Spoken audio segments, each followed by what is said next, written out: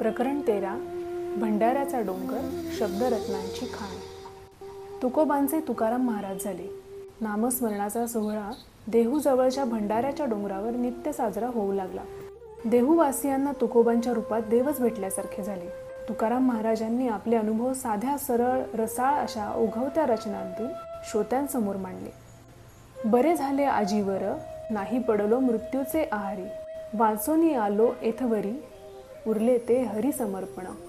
दिला या काळे अवकाश, नाही पावले आयुष्यनाश.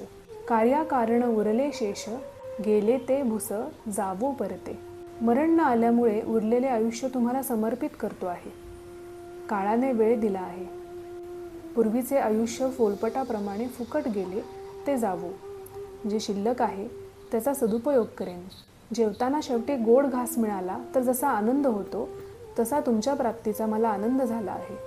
सूर्योदयानंतर अंधाराचा नाश होतो. अवघे जीवन विठ्ठलमय झाले आहे. शब्दाची पै रत्ने करुणी अलंकार, तेणे विश्वंभर पूजी येला. भावाचे उपचारे करुणी भोजन, तेणे नारायण जेवविला. संसारा हाती दिले आचवण, मुखशुद्धी मन समर्पिले. रंगली इंद्रिये सुरंग तांबूल, माथा तुळशी दळ समर्पिले.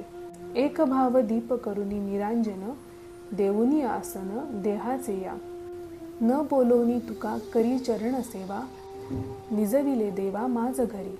पहुडलिया हरी अनंत शयनावरी, तेथे नाही उरी काही काम. अवघी यास बाहेर घालूनी गेला तुका, सांगितले लोका निजले देव. मात्र देव जागे होताच लोकांना उठवत श्रीमुखाचे दर्शन घ्यायला सांगतात. तुम्हाला आपली सुखदुःख देवाला सांगायचे असतील तर सांगा. त्याच्याकडे काय मागायचे असेल ते मागा. आता त्याच्या महाल मंदिराची महाद्वारे उघडली आहेत. उठा सकल जन उठिले नारायण, आनंदले मुनिजन तिन्ही लोक. करा जय जयकार वाद्यांचा गजर, मृदुंग वीणे अपार टाळ घोष. जोडोनिया कर मुख पहा सादर, पायावरी शिर ठेवूनिया. तुका म्हणे काय पढियते मागा, आपुलाले सांगा दुःख सकळ. घडिया घालुनी तळी चालती वनमाळी, उमटती कोमळी कुंकुमाची. वंदाचरण रज अवघे सकळ जन, तारियले पाषाण उदकी जणे. पैसे धरुनी चला टाकत ठाई ठाई, मौन धरुनी काही न बोलावे. तुका अवसरू जाणवितो पुढे, उघडले महाल मंदिर कवाडे. तुकाराम महाराज म्हणतात, श्रीराम ही अक्षरे सनातन आहेत, पण ती कायमच नव्याने समोर येतात म्हणून मी त्यांना जपतो. तारी ऐसे जड उदकावरी जो दगड, तो हा न करीते काही, का रेलीन वाहना पायी.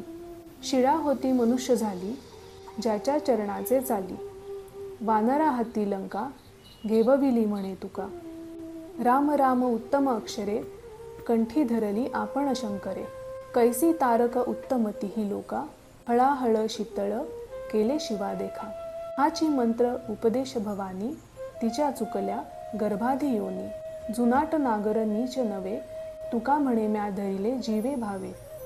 सेतू बांधायच्या वेळेला ज्याने पाण्यावर दगडांना तरंगायला लावले, ज्याच्या पदस्पर्शाने शिळा होऊन पडलेल्या अहिल्याला मनुष्यरूप मिळाले, ज्याने वानरांच्या सहाय्याने लंका जिंकली, तो तिन्ही लोकांना तारणारा श्रीराम समर्थ आहे.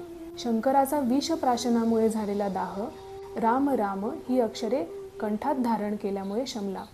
रामनामाचा उपदेश शंकरांनी भवानीस केल्यामुळे तिची गर्भवासातून मुक्तता झाली. मग असे असूनही त्याच्या चरणी लोक लीन का होत नाहीत?